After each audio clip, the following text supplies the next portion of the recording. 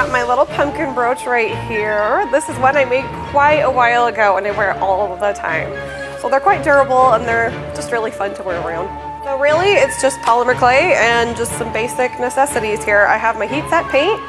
I've got some paintbrushes, some sculpting tools, but honestly, you can use whatever. I started off using a quilting needle as my sculpting tool, so really you don't need anything.